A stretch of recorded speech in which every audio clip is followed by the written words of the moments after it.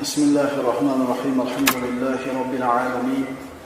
Vel aqibatu lil muttaqin ve salatu vesselamu ala seyyidina Muhammed ve ala alihi ve ashabihi ecmaîn. Amma ba'd. Assalomu alaykum ve rahmetullohi ve berekatuh.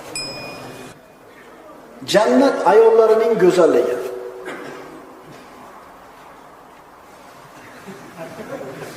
Bu mavzuda gapirganda hamma erkaklarning uyqusi yoziladi.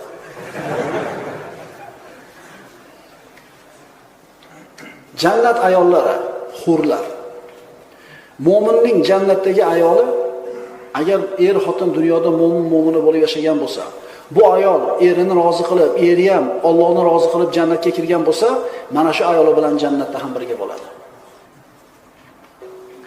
Payg'ambarimiz sollallohu alayhi vasallam aytadilar, jannat ayollari va hur ayollarning sifatlarida ular hayz va nifosdan pokiza bo'ladilar. Hayz nifos bo'lmaydi ularda. Agar mo'mina jannati bo'lgan bo'lsa, uni jamoli shunday bir chiroyli bo'ladiki, payg'ambarimiz aytadilar, agar jannat ahlidan bo'lgan bir ayol bu dunyo osmoniga chiqarilsa, uni chiroyidan dunyo yorishib ketadi. Uni hididan dunyoni xushbo'y hid tutadi va boshidagi ro'moli, qarang, ro'moli bo'lar ekan. Buxoriydan bu hadis. Boshidagi ro'moli dunyodagi hamma narsadan ko'ra afzalroq deydi. Bitta ro'moli. Vallohi dedi payg'ambarimiz sollallohu alayhi vasallam, bu odamlarning kiyimlarini chiroyligidan deyapti payg'ambarimiz. O'ljaga tushgan kiyim, chiroyli ipakdan, tillar bilan bezatilgan kiyimlar kelganda o'lja bo'lib, oddiy kiyingan, sodda bo'lgan, haligi qimmatbaho hashamatdor kiyimlarni ko'rib turib, shundan ajablanyapsizlarmi chiroyiga? Allohga qasam, Sa'd ibn Muozni jannatda qo'lini artib tashlab ro'molchasi bulardan ko'ra yaxshiroq deydi. Yerga qamchini bir ursangiz qancha chizadi? Vallohi jannatdagi bitta qamchi tegadigan yer dunyo va uning ichidagi narsalardan ko'ra afzalroq degan payg'ambarimiz sollallohu alayhi vasallam. Imom Buxoriydan keltiriladi, jannatga birinchilardan bo'lib kiradigan kishilarning suratlari Badr kechasidagi to'lin oyning suratiga o'xshaydi. Ular jannatni tupurishmaydi, najosat chiqarmaydi, tellaydi. Faqat tellari mushk ambarning hidi bo'ladi. Ularning ichadigan idishlari oltindan, taroqlari oltin va kumushdan. Ularning har birini ikkitadan ayoli bo'lacak. Ularning sonlarining suyaklari ko'rinib turadi. Chunki o'zi muammo bo'lmaydi, birodarlar. Birodar uyiga bordi, zo'r mehmon bo'ldi, uyga ketish kerak, tashvish. To'g'rimi? Sizni xuriz bilan o'tirganingizni birodaringiz bostirib kirib keladi, jannatingizga ko'rmaydi xurizni. U ham xuri bilan kirib kelyapti o'zi.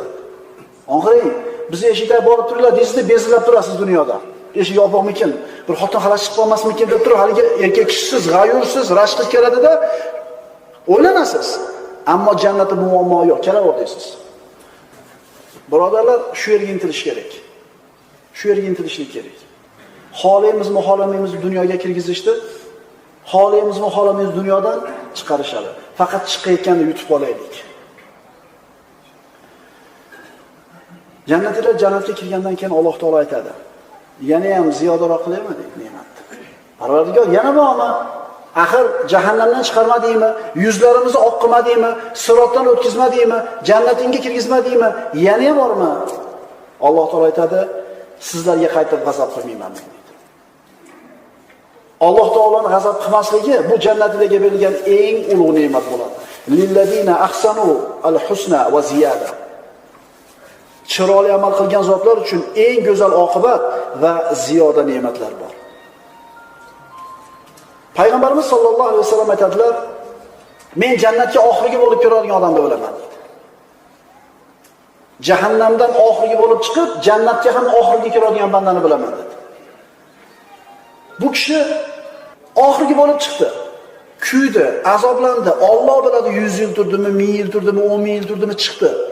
O'tdan qochib kelar ekan, o't bir yetadi. Qochib qoladi. Bir yetmaydi. Yana ozgina yurgandan keyin o't kelib yana uradi. Payg'ambarimiz hikoya qilib beryapti, birodarlar. Haligi odam o'tdan bir narsa qiladida chiqib oladi. Oxiriga chiqayotgan odam jahannamdan. Qalbida zarracha iymoni bor odam jannatga kiradi, birodarlar. Amallari ko'pligi uchun, gunoh amallari ko'pligi uchun do'zaxda kuyadi, lekin bir kun chiqadi. Mana shu oxirgi odam jahannamdan chiqib kelyapti. Undan keyin hech kim chiqmaydi. O't yetmaydigan masofaga borib olgandan keyin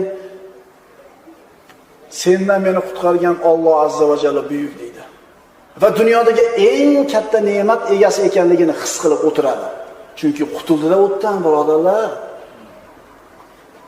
Haligi o'tda kuyib azoblanyapti-da 1000 yilmi, 500 yilmi chiqib turib, sendan qutqargan Alloh har narsadan, har qanday aybdan pok deb rozi bo'lib o'tiradi.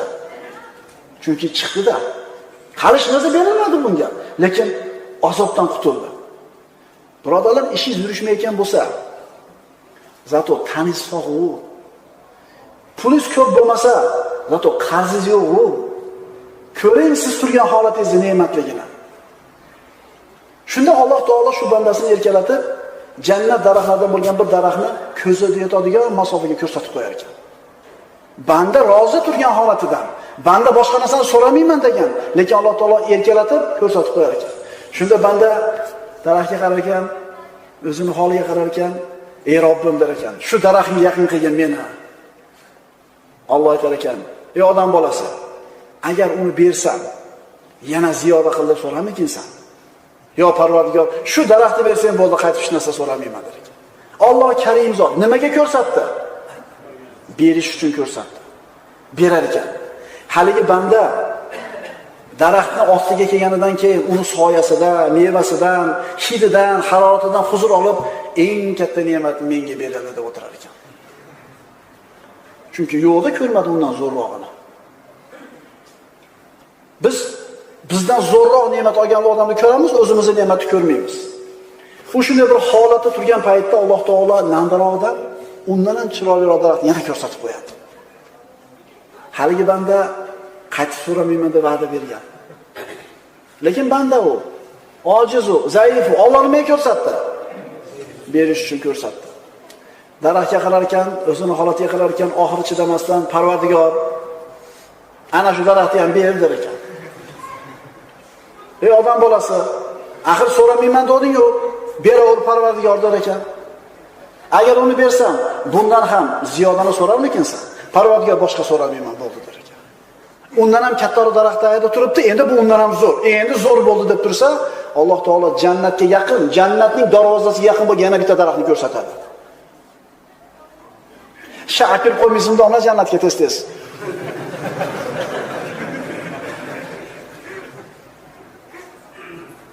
Mana ko'ringlar-da. Shu yerda o'tirgan odamlar har xil holatdamiz. Ijtimoiy, iqtisodiy holatimiz har xil. Lekin jannat haqida gapirilsa, oxirat haqida gapirilsa, qalblarimiz bir xil huzur oladi.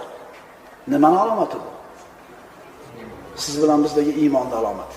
Endi hech narsa ta'sirini o'tiribsizmi? Qilib. Bu meni aybim emas. Agar sizga ta'sir qilmayotgan bo'lsa, sizning muammoingiz. Chunki boshqalarga ta'sir qilyapti. Haligi banda Parvardigoridan shu daraxtni ham so'raydi. Alloh taolo beradi unga. Beradi. Endi hech narsa so'ramayman deb o'tirganida Alloh taolo jannatni qizil oltindan bo'lgan darvozasini ochib qo'yadi. Daraxtni tagida o'tirib maza qilyotdi. Alloh taolo endi jannatni ham ko'rsatib qo'ydi. Jannatdagi qasrlar, xizmatkorlar, bog'lar, qushlar, suvlar, sharoblar buni ko'rgandan keyin banda sabr qila olmaydi. Yana qaytarib aytamiz, Alloh azza va jalla nimaga ko'rsatyapti buni? So'raylar mendan deyapti Alloh taolo. Va qala robbukum ud'uni astajib lakum deyapti, duo qilinglar, ijobat qilaman deyapti. Robbim meni jannatga kirgiz deydi. Ey odam bolasi deydi Alloh taolo. Nima qilsam rozi bo'lasan, nima qilsam xursand bo'lasan, jannatga kirsan bo'ldi deydi. Kir deydi. Deganda banda xijolat bo'lib, Parvardigor joy qoldimikin menga deydi. Chunki kim oxirgi bo'lib kelyapti bu? Oxirgi bo'lib kelyapti. Shunda Alloh taolo ajib bir nido qiladi, agar senga dunyochalik jannatni bersam, rozimisan? Yana shunchani qo'shib bersam, mana shu dunyo hayotimizga 2 barobar keladigan, yer shariga 2 barobar keladigan jannatni bersam, rozi bo'lasanmi der ekan. Dunyodagi qaysi podshoning mulki yer yuziga teng? Bo'lganmi bu narsa? Bo'ladimi? Bo'lmaydi. Endi bu kimga berilyapti bunchalik ne'mat? oxirgi odamga berilyapti. Oxirgi odamga berilyapti. Allohning karamini ko'ring, birodarlar. Shunda senga shu dunyoni chalik va shunga qo'shimcha yana bir jannatni bersam rozimisan deganda, Parvardigor, meni masxara qilyapsanmi der ekan. Deb turib Ibn Mas'ud roziyallohu anhu kuldi. Kulib turib, nimaga kulayotganimni so'ramaysizlarmi dedi. Nimaga kulyapsiz deyishdi? Rasululloh kuldi dedi. Rasululloh nima uchun kulganini so'ramaysizlarmi dedi. Rasululloh nimaga kuldi dedi. Boyaga Parvardigor, meni masxara qilyapsanmi deganda Alloh taolo kuldi dedi. U eng oxirgi bandasiga Alloh taolo eng oxirgi jannatga kirayotgan bandasiga shuncha marhamat qilyapti. Ittiroq kelganlarga nima bor ekan?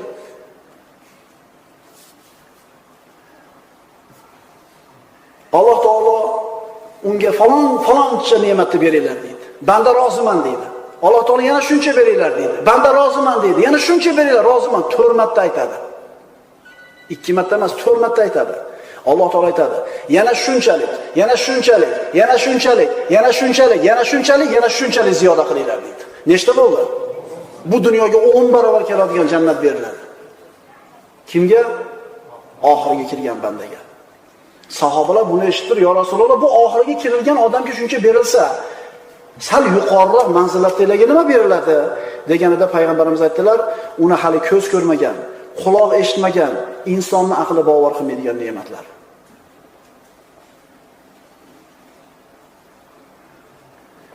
Kirar ekan bu, davomi bor. Kirib, huri ayinlardan ikkitasi uning oldiga keladi. U kufr aytadi, "Seni bizlarga va bizni senga yaratgan Allohga hamd sano bo'lsin" deydi. U kishi aytadi, "Menga hech kimga berilmagan bir xotin maqtanar ekan. Menga hech kimga berilmagan ne'mat berildi" deb turib ayollarning oldida maqtanar ekan. "Menda dunyoga 10 barobar keladigan jannat bor" der ekan. Birodarlar, bir otani Alloh taolo jannatdagi manzilatini ko'tarar ekan.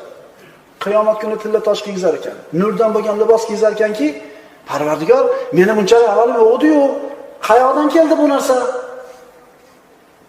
Farzandingga Qur'on o'qishlikka sharoit qilib berganing uchun va farzanding Qur'onni ta'lim olib, unga amal qilganligi uchun deydi. Ko'raylik, farzandlarimizga nimani ta'lim beryapmiz, nimani o'rganishlikka ularga bir sharoit yaratib beryapmiz. Nimani deb odamlar bir-biridan itmushi bo'lib yuribdi, birodarlar. 5%, 3%, 10% foydali odamlar umrini o'tkazib yuboryapti. So'raylik o'zimizdan. Mana shu jannatga biz oshiqmizmi, yo'qmi? Mana shu jannatga kirishda umidimiz bormi, yo'qmi? Birodarlar, muborak Ramazon kechalarida o'tiribmiz. Boshqa oilada qilingandan 70 barobar ajr ko'p bo'ladi bu oyda qilingan amallarni. Qadriga yetaylik. Qadriga yetaylik. Aqulu qawli hada va astagfirulloh li va lakum. Assalomu alaykum va rahmatullohi va barakatuh.